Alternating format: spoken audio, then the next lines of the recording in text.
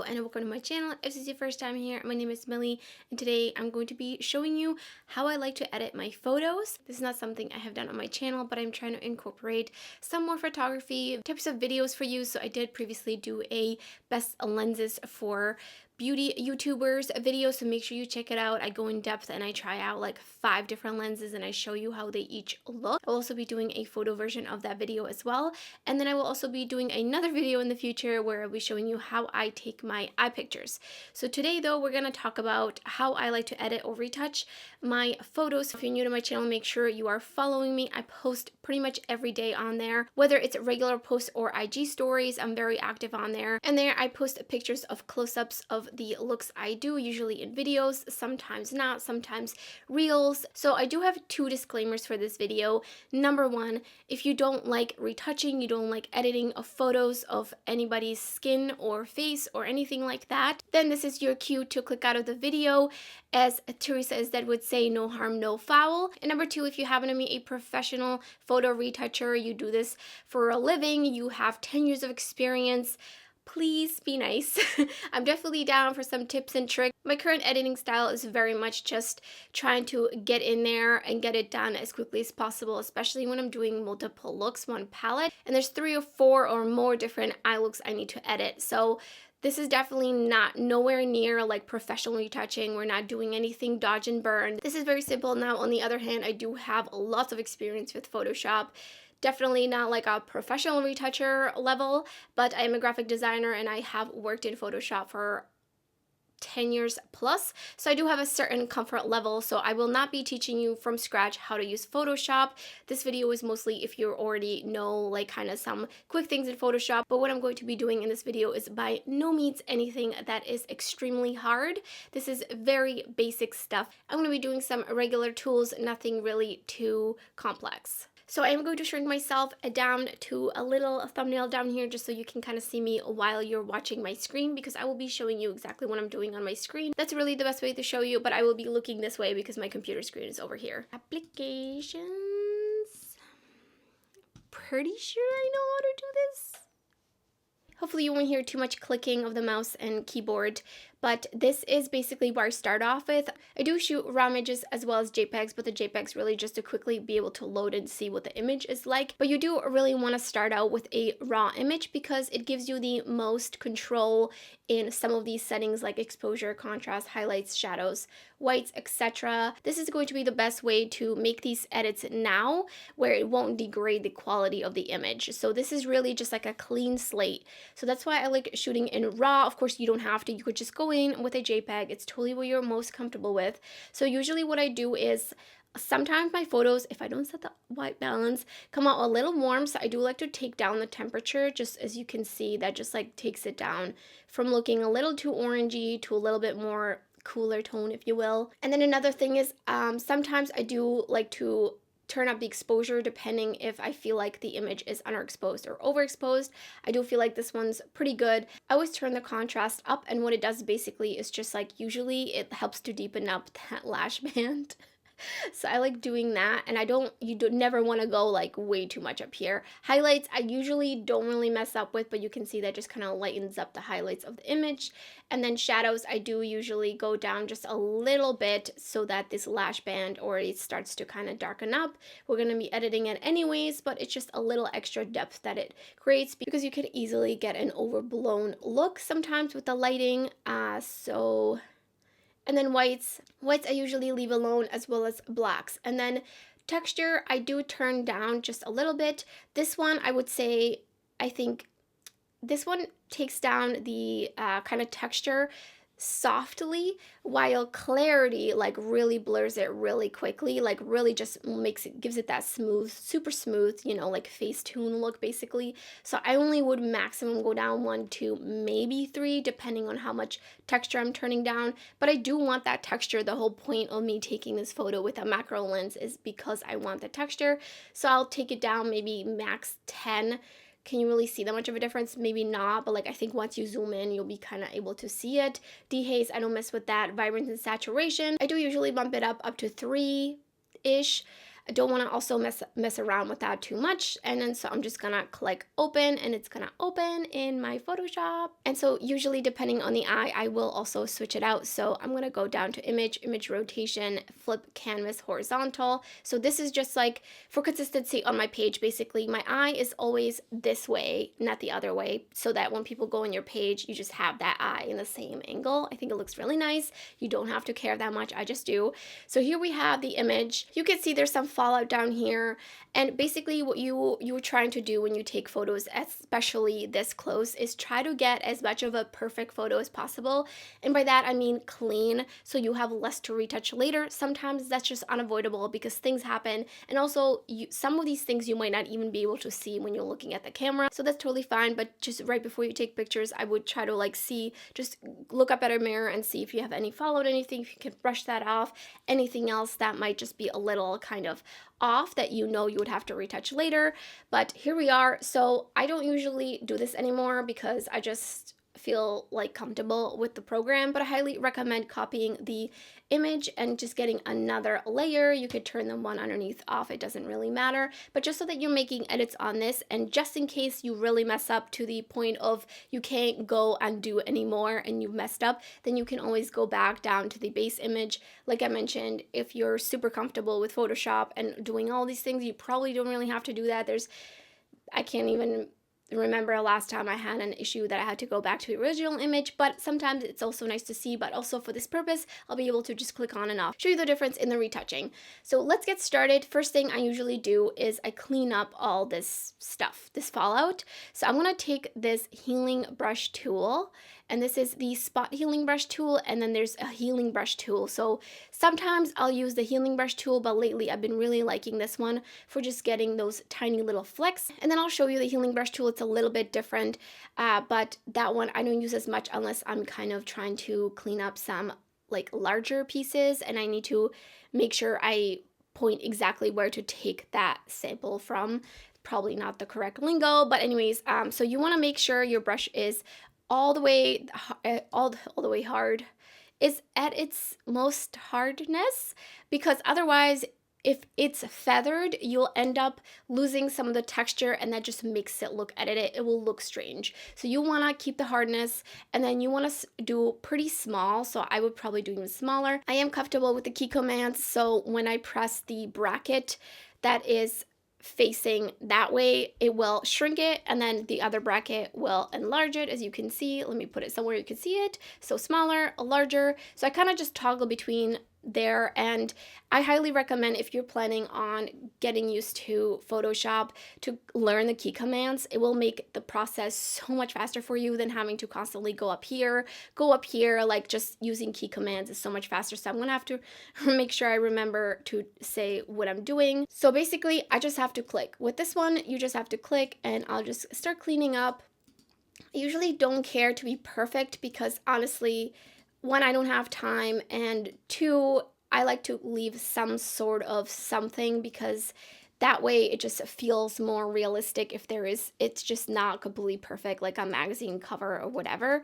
So I do like to keep some here and there, unless they're like black mascara flecks, and obviously I won't. So I'm just gonna go in, maybe speed this up a little bit, just kind of clicking on anything that's sticking out to me that I don't like. And you'll definitely learn the balance on like how far do you go with this, and then like at what point do you just like not bother, because some things you probably won't really even see once you're zoomed out, unless people are like super zooming in on your pictures on Instagram.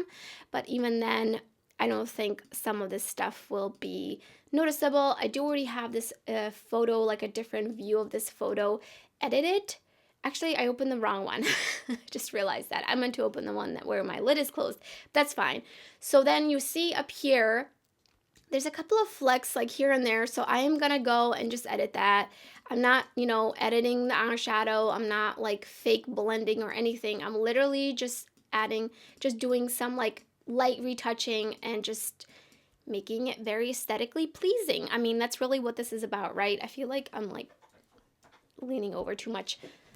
Okay, so do that because I do get some like clogged milia and stuff or something like that on my lid. So I do like to remove that, or anything that looks just a little too bumpy to the point where it just bothers me. We got a little hair here, so I'm just gonna go and get rid of that. Just scrolling around. Let's see, anything else. This is kind of ugly over there.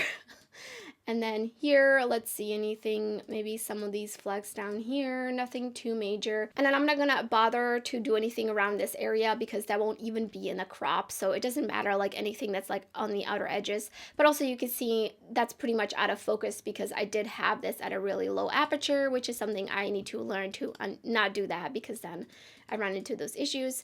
So here you have it. So here I'm showing you, I'm using that same brush, healing brush, right? And look, it's not doing what I want it to do. It's kind of looking strange here. I think it's working on these other ones over here, but on this one it didn't. So this is where you would switch to a healing brush tool. So the one that doesn't have that little swoopy thing on top. And basically what you would do is you would press Option and click here, and then it would bring it here. And obviously that looks weird. So you would just kind of mess around with it. Also, you definitely want to make sure that this is got the hardness on it, because you don't want to do any kind of feathering there. We're going to be darkening that lash band anyways, so it doesn't matter. And so then I'm doing that here.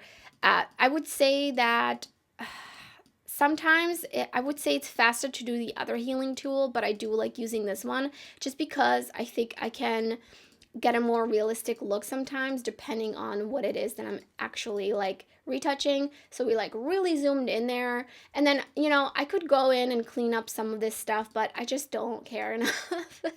That's just really frankly what it is when I edit, is just how much do I care? How much time do I want to spend? So the next thing is I would click on the burn tool, and you have up here, you have again the hardness, you have the exposure, midtones, whatever. So what I do is I press 4, which turns the exposure down to 40%, because when you have it at 100, this is what it does. And then at 40, obviously it does it a little bit less. So you can kind of build it up this way as you want it. So I'm just gonna darken up this lash band area. And then there is a little bit of a weird hair thing happening. You know, I need to learn to clean my lashes. Clean your lashes, people, because your editing self will thank you later. So just cleaning up some of these here. And then also let me zoom up into my brow, see if there's anything I want to edit there. Not really, like nothing major.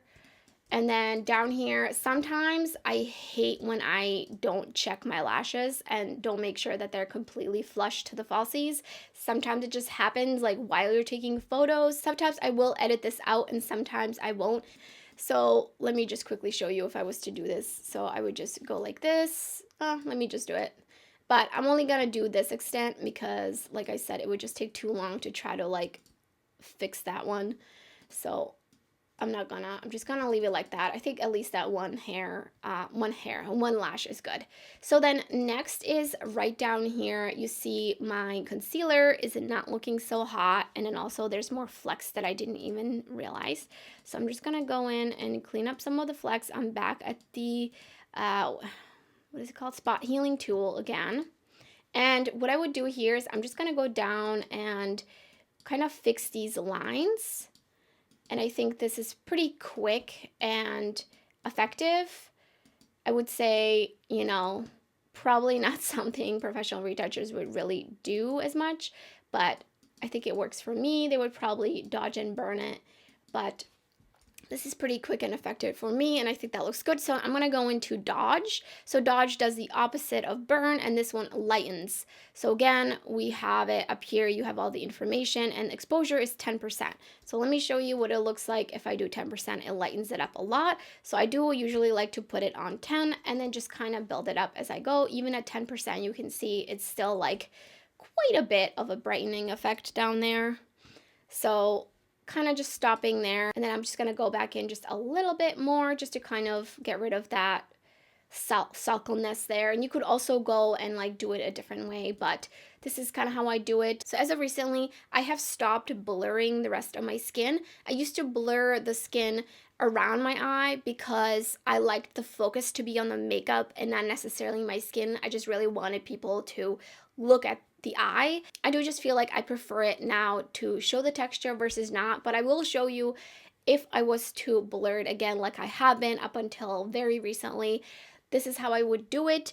Is it the best way? No. However, it is the quickest way, and I feel like it blurs it without it looking like super Facetune, which I don't like the Facetune look. So I feel like this is a little bit more subtle. It just adds a little bit more like blur to it without completely annihilating all the texture.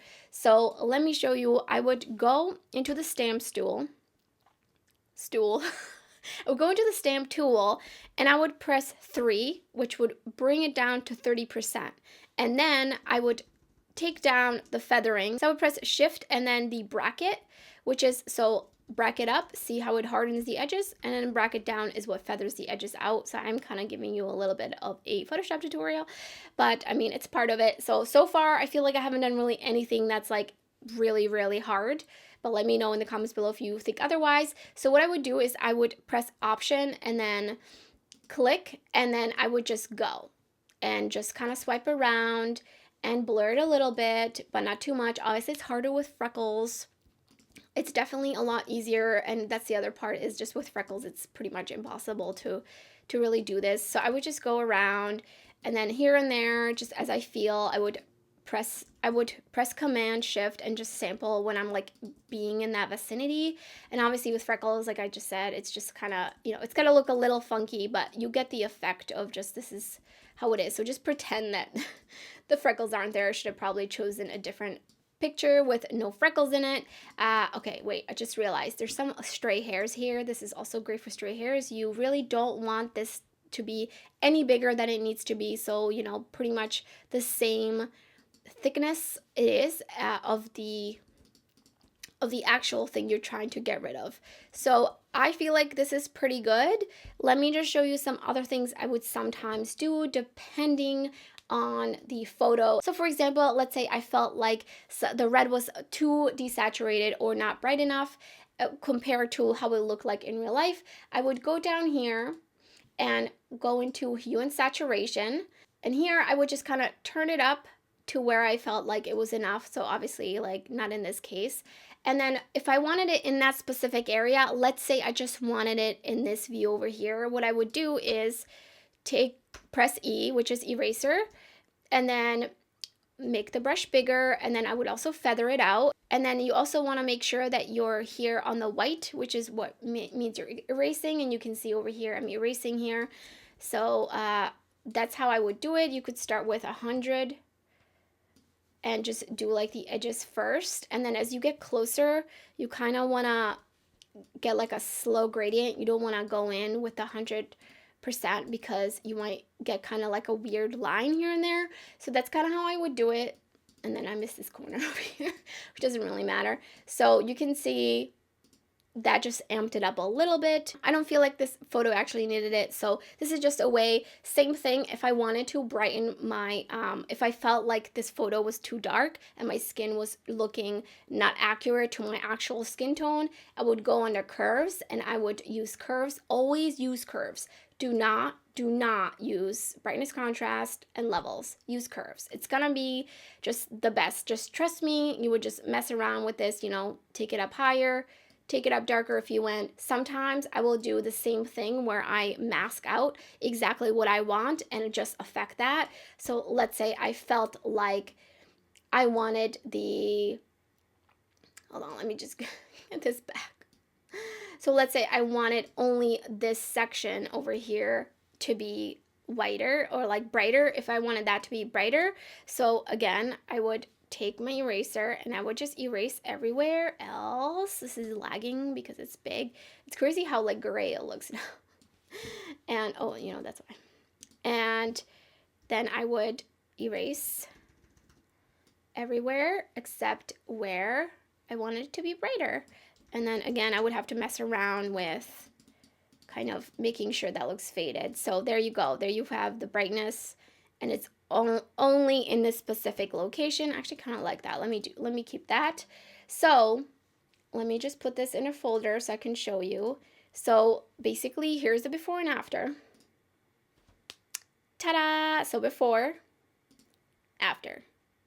Before, after. And personally, in my opinion, I feel like this is pretty tasteful retouching. I'm not really like editing anything to the extreme where it doesn't even look like the original photo. I'm just refining it, which is really what editing and retouching should be all about. And I really hate that retouching and editing has such a bad name. All right, I ran out of memory. I'm pretty sure I was talking about professional retouchers. I mean, it's really a major skill. I think it's very underrated. I work with retouchers and it's absolutely amazing what they can do with photos. Pretty much everything you see out there is retouched to an extent, and of course it depends on just how much it's retouched, but from photos of living rooms to of people, everything is retouched that you see, and you just can't even detect it. It just looks so good that you most of the time will not even recognize that it's being retouched, which is what I'm aiming for. I'm definitely not aiming for perfection. I mean, I could spend hours just editing this photo itself if I had the time and if I really felt like it, but it is not my job to be a retoucher, and I already have so much to do that I just want this to be pretty quick and I can do the same things over and over to different photos and do it pretty quickly and efficiently. Just amp it up a little bit because I do really care about my quality and the content that I put out. All right, so I had every intention to also show you how I retouch my full face or just like my macro shots of my face, but it's been 30 something minutes that I've been recording this video, so maybe I'll leave that for another video, but I would say pretty much the same things apply as what I did in this video. It's just a bigger canvas you have to do it on and definitely takes a lot longer than just a close-up eye photo, but let me know if you're interested in how I retouch my full face photos, which is slightly changing, so I will be probably doing an updated version of this at some point because I'm still learning and I'm definitely looking to improve and just put a little bit more time and effort into retouching. I did try to edit on apps previously, but I just know Photoshop and I know these steps and I can do them pretty quickly. I just feel much more comfortable than trying to learn another app, and then I just don't like being on my small phone. I like being on my desktop computer or a laptop, so that's why I do edit in Photoshop. So unfortunately I can't show you how I would edit on an app. And that's really everything for this video. Let me know in the comments below if you found it helpful. So if you enjoyed the video, don't forget to give it a thumbs up, and if you're new to my channel, I would love it if you subscribe. There's lots of makeup indie content already on my channel, and there will also be videos coming up similar to this one where I'll be showing you how I take my close-up eye photos. So make sure you hit that notification bell button and make sure you're following me on Instagram if you're interested in more close-up eye photos and face photos. And that's everything for this video. Thank you so much for watching. I hope to see you next time.